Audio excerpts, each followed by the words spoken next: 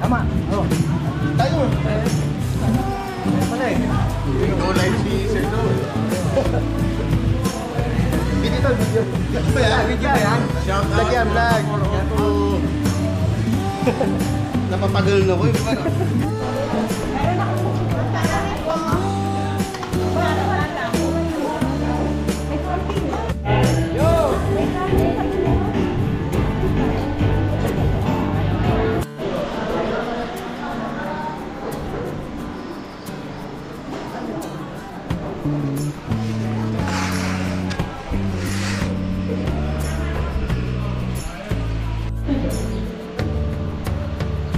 Kain na! Kain na! 6th Battalion S4 Office for Second CBC RRB and Team Building Calendar Year 2024. So before we start po, so bago po tayo mag-umpisa, hinihingi ko po ang lahat. Please bow down our head and let us pray. And also, please remain standing for our national anthem. For our invocation followed by our national anthem.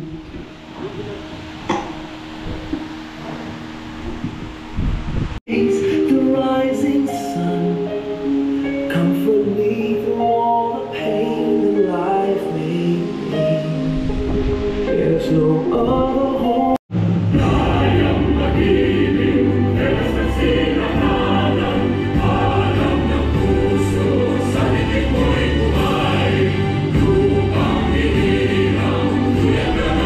Please welcome Captain Jesse C. Bukal.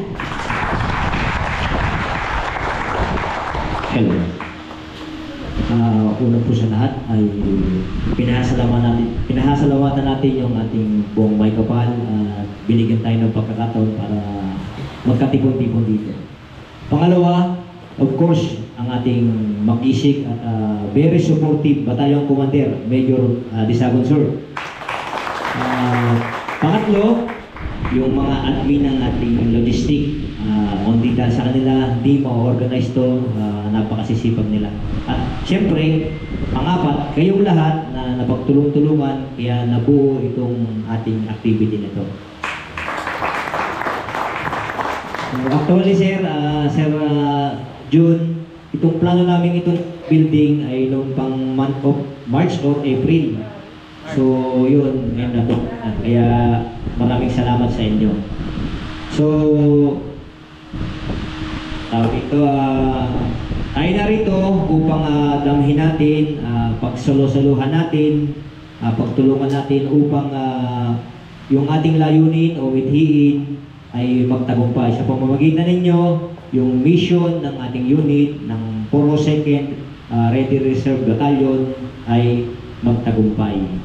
So muli, binabati ko kayo at nagpapasalamat sa inyo at welcome kayo. Welcome tayo lahat dito sa activity nito. Naway maging matagumpay yung ating gagawin sa hapon ito. Maraming salamat at magandang umaga po.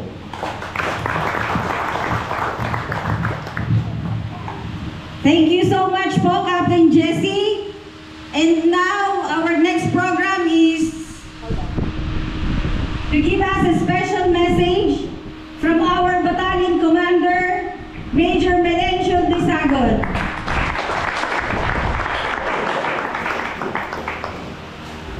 Hi, maraming salamat sa inyo lahat. Isang magandang umaga.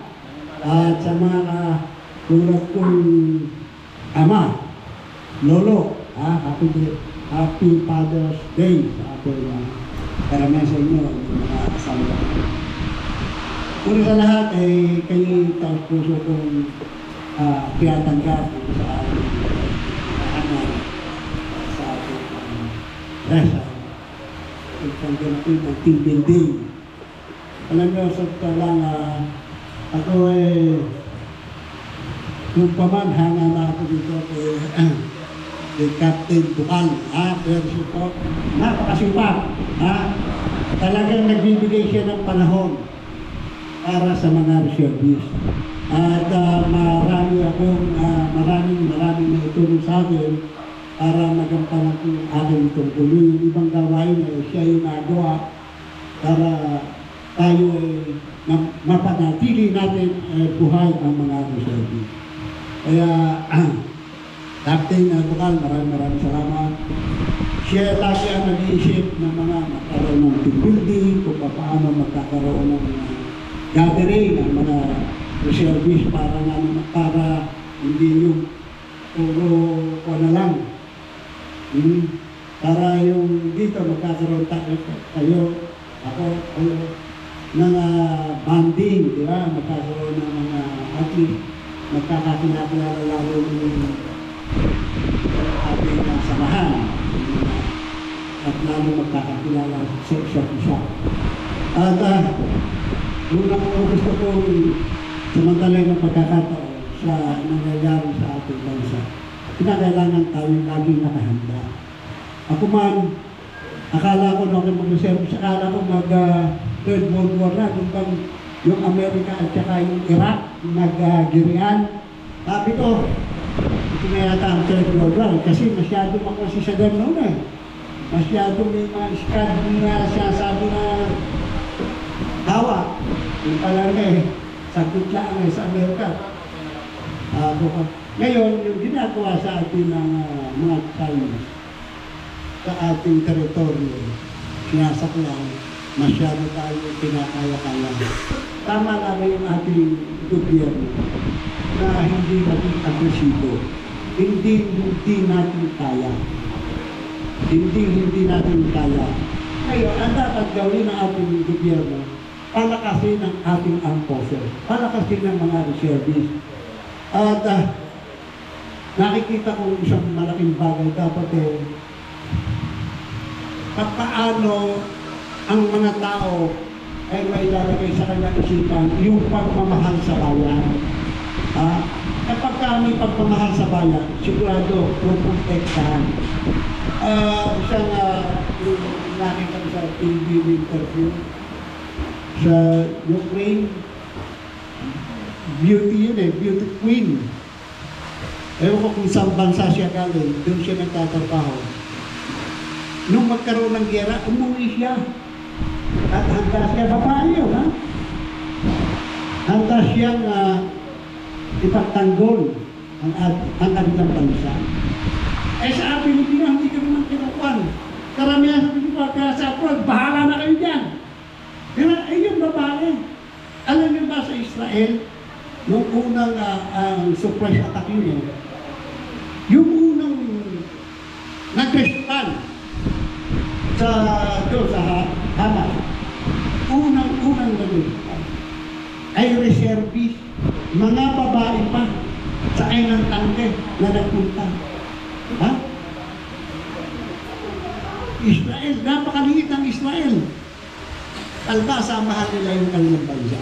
Mahal nila ang kanilang bansa. Dapat tayo mga Pilipino ganun din.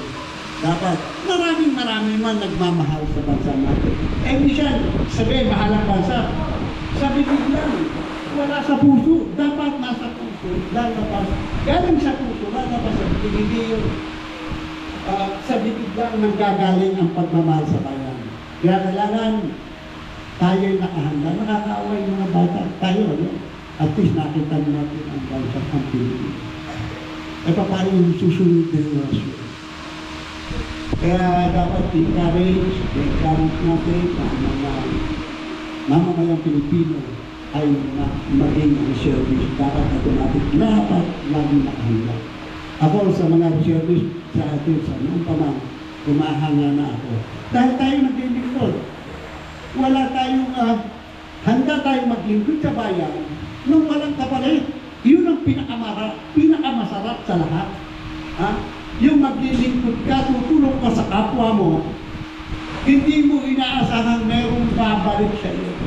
Ang mahalaga ay nakatulong ko sa kanya.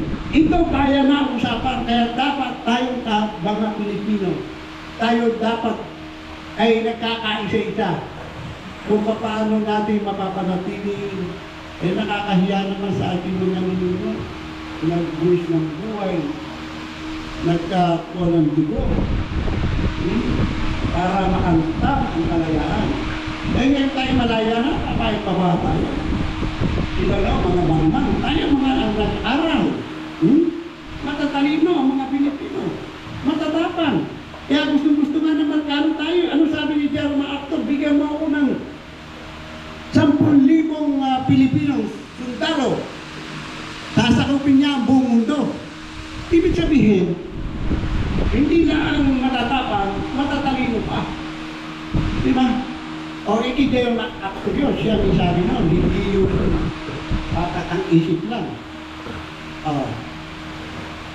Kaya dito ay pagpatuloy natin, itarin natin sa mga isipan, sa mga anak-anak natin, sa susunod na relasyon, ang maging mag-reservice, maghanda tayo. Hindi laging nakahanda, parang Boy Scout, laging handa. At ako naniniwala, hindi magtatagal magkakaroon ng Third World.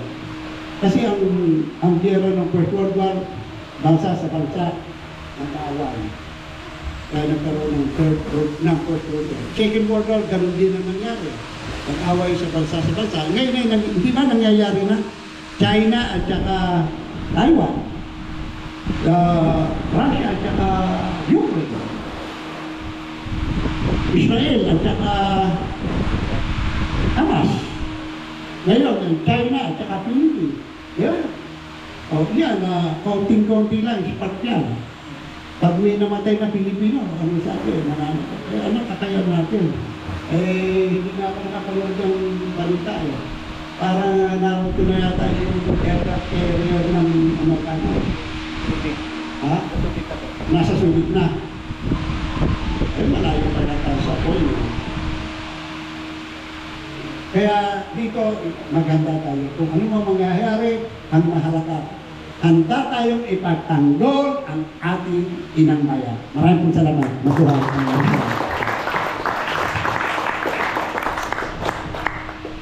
Marami pong salamat, Sir Battalion Commander Melencio Desagon. Tama po si Sir, kailangan nating mahalin ang sarili natin. Mahalin natin ang bayan natin. Para maipahayag o maibigay natin kung paano natin mahalin ang bayan natin, request ko po ang lahat, sabay-sabay po nating ipadama, ipakita sa lahat na mahal po natin ang ating bayan. Tumayo po tayo lahat, awitin po natin yung ating, may program po kayo.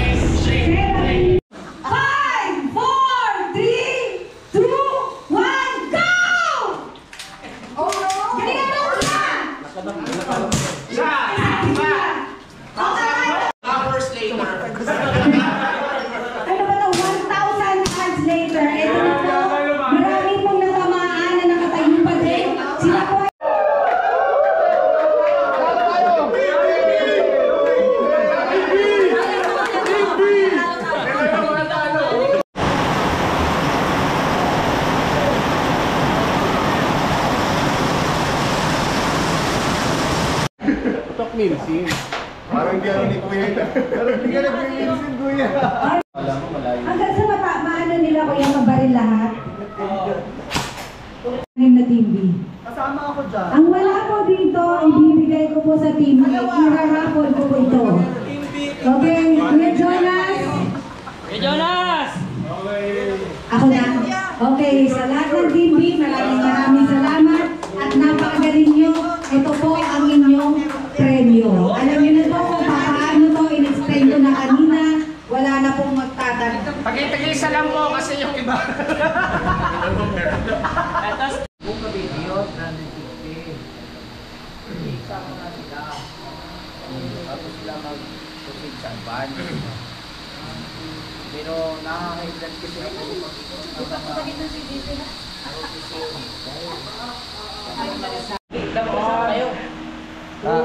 Sa inyo muna, sir. Okay, 1, 2.